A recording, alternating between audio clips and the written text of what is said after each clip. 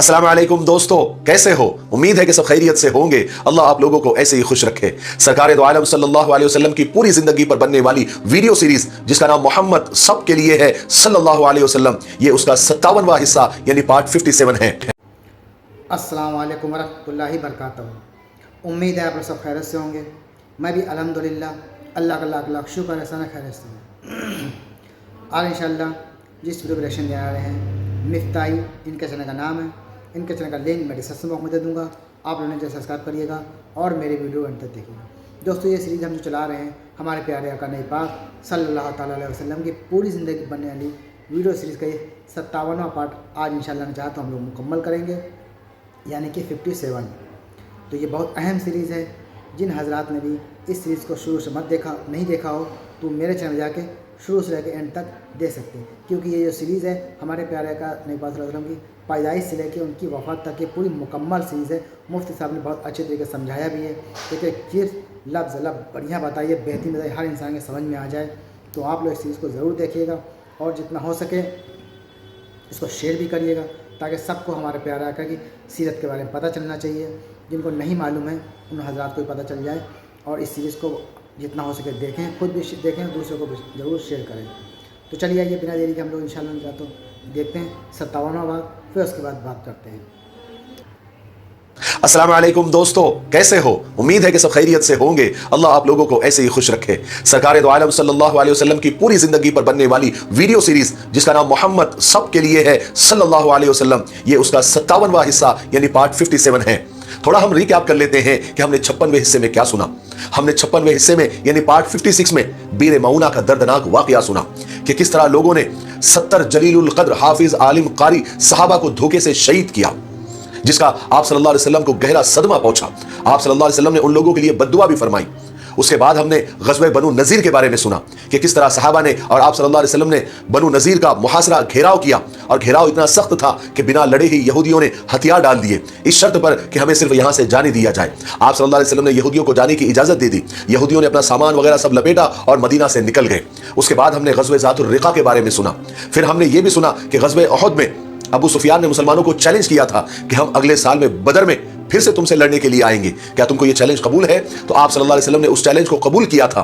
अबू सुफियान ये वादा करके, ये चैलेंज करके भूल तो गए, क्योंकि उन्होंने उहद और बदर में मुसलमानों का लोहा देख लिया था, इसलिए वो ये चैलेंज भूल गए थे। लेकिन आप सल्लल्लाहु अलैहि वसल्लम और मुसलमानों ने उसको याद रखा। आप सल्लल्लाहु अलैहि वसल्लम ने मुसलमानों से फरमाया कि हमें बदर में अपने वादे के मुताबिक और अपने चैलेंज के मुताबिक वहां पहुंचना है कि कहीं कुरैश मक्का और मक्का वाले हमको बुज़दिल न समझे। आप सल्लल्लाहु अलैहि वसल्लम ने और सहाबा ने बदर जाने की तैयारियां शुरू की। एक शख्स था मदीना में, नईम बिन मसूद, जो अब तक ईमान नहीं लाए थे। वो फौरन मक्का गए और अबू सुफियान को मुसलमानों की तैयारी के बारे में इत्तला की, खबर की। अबू सुफियान जो कि ये चैलेंज भूल गए थे और वो किसी तरीके से ये जंग को टालना चाहते थे, इसलिए अबू सुफियान ने नईम बिन मसूद से ही कहा कि हम तुम्हें बहुत सारा इनाम देंगे और बहुत सारा रुपया पैसा देंगे, तुम मदीना जाओ और मुसलमानों को डराओ। ये बोलकर डराओ कि अबू सुफियान ने एक बहुत बड़ा लश्कर तैयार किया है, उसके पास घोड़े हैं, ऊंट है, हथियार है, और इस दफा मक्का वालों ने यह पक्का इरादा किया है कि मुसलमानों का खात्मा कर देंगे, इसलिए जंग से रुक जाओ। नईम बिन मसूद ने पैसों की लालच में मदीना के गली गली घूमकर मुसलमानों को डराने की कोशिश की, और बहुत से मुसलमानों के इरादे कमजोर भी होने लगे, और मुनाफिक तो ये बातें सुन सुनकर खुश हो रहे थे। वो लोगों में ये कहते फिरते थे कि इस दफा मोहम्मद बच नहीं सकते। ये बातें जब हजरत अबू बकर सिद्दीक रज़ी अल्लाह तआला और हजरत उमर रज़ी अल्लाह तआला ने भी सुनी, इसलिए वो दोनों एक दिन हुजूर पाक सल्लल्लाहु अलैहि वसल्लम की खिदमत में हाजिर हुए और अर्ज किया कि या रसूल अल्लाह, अल्लाह ताला अपने नबी को कामयाब फरमाने वाला है और अपने दीन को फैलाने वाला है। हमने मुशरिकों से वादा किया हुआ है और अब हम ये नहीं चाहते कि हम अपनी बात से पीछे हटे, क्योंकि इस तरह मुशरिक हमें बुज़दिल समझेंगे, इसलिए अपने वादे के मुताबिक बदर तशरीफ ले चलिए, खुदा की कसम इसी में खैर होंगी। रसूल पाक सल्लल्लाहु अलैहि वसल्लम का तो खुद ही जाने का इरादा था, आपने तो खुद ही जाने का इरादा कर लिया था, और हजरत अबू बकर सिद्दीक रज़ी अल्लाह तआला और हजरत उमर रज़ी अल्लाह तआला की ज़बान से ये बात सुनकर आप सल्लल्लाहु अलैहि वसल्लम तो और ज़्यादा खुश हुए और फरमाया कि उस ज़ात की कसम जिसके कब्जे में मोहम्मद की जान है, मैं ज़रूर जाऊंगा, चाहे मेरे साथ कोई भी ना आए। ये सुनकर सब मुसलमानों के इरादे और मजबूत हो गए, जिनके इरादे थोड़े कमजोर भी हो गए थे। आप सल्लल्लाहु अलैहि वसल्लम की इस तरह से कसम खाने से वो और उनके इरादे पक्के और पुख्ता हो गए। चुनांचे शाबान के महीने में रसूल पाक सल्लल्लाहु अलैहि वसल्लम 1500 मुजाहिदों के साथ मैदान बदर की तरफ रवाना हुए। मदीना में हुजूर पाक सल्लल्लाहु अलैहि वसल्लम ने हजरत अब्दुल्लाह बिन उबई को अपना कायम मकाम बनाया। حضرت عبداللہ منافقوں کے سردار عبداللہ بن ابی کے بیٹے تھے۔ غرض کے مسلمانوں کا یہ لشکر میدان بدر کی طرف روانہ ہوا، جس کا جھنڈا حضرت علی رضی اللہ تعالیٰ عنہ کے ہاتھ میں تھا۔ مسلمانوں نے اس دفعہ اپنے ساتھ سامان تجارت بھی لے لیا، کیونکہ اس موسم میں بدر کے میدان میں ایک بہت بڑا میلہ لگا کرتا تھا، جس میں دور دور سے تاجر آتے تھے اور خوب نفع کماتے تھے۔ مسلمانوں نے اس لیے اپنے ساتھ تجارت کا سامان لے لیا تھا کہ اگر جنگ ہوئی تو لڑیں گے، اور وہاں اگر جنگ نہیں ہوئی تو وہاں پر تجارت کر کے خوب نفع اٹھائیں گے۔ اور دوسری طرف کیا ہو رہا تھا؟ دوسری طرف مکہ میں ابو سفیان نے نعیم ابن مسعود کو مدینہ بھیج دینے کے بعد قریشیوں سے اور مکہ والوں سے کہا کہ میں نے نعیم کو مدینہ بھیج دیا ہے، اور وہ محمد کے ساتھیوں کو ڈرا کر اس نے بدر جانے سے روک دیا ہے، لیکن ہم پھر بھی چلیں گے، اور ہم یہاں سے 2 رات تک چلیں گے اور پھر کوئی بہانہ بنا کر واپس آ جائیں گے، جس سے ہمارا دبدبہ مسلمانوں پر باقی رہے گا، تاکہ مسلمانوں کو معلوم ہو جائے کہ ہم کمزور نہیں ہیں۔ سب نے اس رائے کو پسند بھی کر لیا۔ ابو سفیان 2000 کا لشکر لے کر مکہ سے روانہ ہو گئے۔ اس دفعہ ان کے ساتھ 50 گھوڑے تھے۔ قریش کو پکا یقین تھا کہ نعیم کے ڈرانے پر مسلمان ڈر گئے ہوں گے اور وہ بدر آنے کی ہمت نہیں کریں گے، مگر اصل میں تو قریش خود ہی ڈرے ہوئے تھے، کیونکہ ان کو مسلمانوں کی بہادری اور جوش کا تجربہ ہو چکا تھا۔ اس لیے وہ چاہتے تھے کہ کسی طرح سے لڑائی سے چھٹکارا مل جائے۔ اس لیے قریش مکہ سے چل کر ایک جگہ ہے لجنا یا لجنا تک آئے، اور یہاں پہنچ کر ابو سفیان نے بہانہ کر کے سب کو واپس چلنے کو کہا، اور کہا کہ قریشیوں، تمہیں لڑائی کے لیے وہی سال راس آ سکتا ہے جس میں بارش اور سبزہ اور ہریالی ہو۔ یہ سال تو بالکل خشک اور سوکھا ہے، یہاں نہ پانی ہے، نہ سبزہ ہے، نہ ہریالی ہے، اس لیے میں تو واپس جا رہا ہوں، اور میں تم سے بھی یہ کہتا ہوں کہ تم بھی واپس چلو۔ قریشی اور مکہ والے تو ویسی جنگ سے گھبرا رہے تھے، وہ فوراً تیار ہو گئے، اور یہیں سے یہ لوگ مکہ واپس ہو گئے۔ ادھر رسول پاک صلی اللہ علیہ وسلم 1500 مجاہدوں کے ساتھ 8 دن تک مکہ والوں کا انتظار کرتے رہے، مگر وہاں کوئی نہیں آیا۔ حالانکہ دشمن مسلمانوں کو شروع سے ہی ڈرا رہے تھے کہ اتنا بڑا لشکر ہے، اتنے گھوڑے ہیں، اتنے اونٹ ہیں، اتنے ہتھیار ہیں وغیرہ وغیرہ۔ یہاں تک کہ جب مسلمان بدر کے میدان کے قریب تک پہنچ گئے تھے، تب بھی لوگوں نے مسلمانوں کو ڈرایا کہ اس بار ابو سفیان کے پاس اتنا بڑا لشکر ہے کہ بدر کا میدان پورا بھر گیا ہے۔ اس کا مقصد صرف دشمنوں کا یہ تھا کہ ان باتوں سے مسلمان ڈر جائے، مگر ان سب باتوں کا مسلمان صرف ایک ہی جواب دیتے تھے، حسبنا اللہ ونعم الوکیل، کہ اللہ تعالیٰ پر ہمیں بھروسہ ہے اور وہی ہمارا سب سے اچھا سہارا ہے۔ اس طرح مسلمان میدان بدر میں پہنچے، مگر وہاں پہنچ کر انہیں کوئی بھی نہیں ملا۔ مسلمانوں کو اس طرح ڈرانے والے ایک تو نعیم تھے اور دوسرے ان کے ساتھ منافق بھی لگ گئے تھے۔ یہاں تک ایک مرتبہ انہوں نے یہاں تک کہا کہ قریش کا لشکر اور مکہ والوں کا لشکر اتنا زیادہ ہے کہ تم کو وہ تھوڑی دیر میں صاف کر دیں گے اور تمہیں سے ایک بھی زندہ واپس نہیں جائے گا۔ مگر ایمان والے نہیں گھبرائے، وہ آگے بڑھتے رہے، یہاں تک کہ وہ بدر کے میدان میں پہنچ گئے۔ وہاں پہنچ کر دیکھا تو دشمنوں کا نام و نشان تک نہیں تھا، ساری باتیں افواہ ثابت ہوئی، رومر ثابت ہوئی۔ بہرحال جنگ تو نہیں ہو سکی، تو صحابہ کو مال غنیمت کیا ملتا، لیکن صحابہ کو تجارت میں بہت فائدہ ہوا۔ جو سامان تجارت، جو مال تجارت صحابہ اپنے ساتھ لائے تھے، یہاں بڑے اچھے داموں پر وہ فروخت ہوا۔ اس طرح مسلمانوں کو اس غزوے میں بھی دین اور دنیا دونوں حاصل ہوئے۔ 8 دن یہاں ٹھہر کر رسول پاک صلی اللہ علیہ وسلم مسلمانوں کے ساتھ مدینہ واپس تشریف لے گئے۔ ادھر جب مکہ والوں کو معلوم ہوا کہ مسلمان تو بدر آئے تھے اور ہمارا انتظار کر کے واپس چلے گئے، اس سے مکہ والوں کو پورے عرب میں اور زیادہ رسوائی اور وہ ذلیل ہوئے۔ اس غزوے کا نام بدر ثانی یعنی دوسرا غزوہ بدر کے نام سے یاد کیا جاتا ہے۔ یہ سارے واقعات سن 4 ہجری کے ہیں۔ اسی سال حضرت عثمان رضی اللہ عنہ کے صاحبزادے حضرت عبداللہ کی وفات ہوئی۔ یہ رسول پاک صلی اللہ علیہ وسلم کے نواسے تھے، صرف 6 سال کی عمر میں یہ انتقال کر گئے۔ پھر اسی سال حضرت فاطمہ رضی اللہ عنہ کے یہاں حضرت حسین رضی اللہ عنہ پیدا ہوئے، اور اسی سال حضور پاک صلی اللہ علیہ وسلم نے حضرت زینب بنت خزیمہ اور حضرت ام سلمہ رضی اللہ عنہ سے نکاح فرمایا۔ اور سن 5 ہجری کے شروع میں ہی رسول پاک صلی اللہ علیہ وسلم کو معلوم ہوا کہ دومت الجندل میں، یعنی ایک جگہ کا نام ہے، وہاں مشرکوں کا ایک گروہ، ایک جماعت، کچھ لوگ جمع ہو گئے ہیں اور یہ لوگ مسافروں کو لوٹتے ہیں، اور ساتھ یہ بھی معلوم ہوا کہ وہ عنقریب مدینہ پر بھی حملہ کرنے والے ہیں۔ دومت الجندل ایک بستی تھی جو شام کے سرحدی علاقے پر واقع تھی۔ رسول پاک صلی اللہ علیہ وسلم کو جیسی ہی خبر ملی، آپ صلی اللہ علیہ وسلم نے ان کی طاقت توڑنے کا ارادہ فرمایا۔ چنانچہ سن 5 ہجری میں ربیع الاول کے مہینے میں آپ 1000 صحابہ کا لشکر لے کر دومت الجندل کی طرف روانہ ہوئے۔ آپ صلی اللہ علیہ وسلم جب دومت الجندل کے قریب پہنچے تو وہاں اس گروہ کو، یعنی مشرکوں کے اس گروہ کو آپ صلی اللہ علیہ وسلم کے آنے کا پتہ چل گیا تھا۔ یہ خبر سنتے ہی وہ لوگ وہاں سے بھاگ کھڑے ہوئے۔ جب آپ صلی اللہ علیہ وسلم وہاں پہنچے تو آپ صلی اللہ علیہ وسلم کو ایک آدمی بھی نظر نہیں آیا، حالانکہ آپ صلی اللہ علیہ وسلم نے ان لوگوں کو ڈھونڈنے کے لیے صحابہ کی جماعتیں ادھر ادھر بھیجی، لیکن اس گروہ کا، اس جماعت کا کہیں کوئی پتہ نہیں چلا۔ آخر ایک دن محمد ابن مسلمہ ایک آدمی کو گرفتار کر کے آپ صلی اللہ علیہ وسلم کے پاس لے آئے۔ اس نے بتلایا کہ اس گروہ کو، اس جماعت کو جب آپ کے آنے کی خبر ملی تو وہ سب کے سب بھاگ گئے۔ آپ صلی اللہ علیہ وسلم نے اس قیدی پر اسلام پیش کیا، انہوں نے فوراً اس کو قبول کیا اور مسلمان ہو گئے۔ رسول پاک صلی اللہ علیہ وسلم کچھ دنوں تک دشمنوں کا انتظار کرتے رہے، لیکن وہ نہیں آئے یا نہیں ملے۔ اس کے بعد آپ صلی اللہ علیہ وسلم واپس مدینہ تشریف لے آئے۔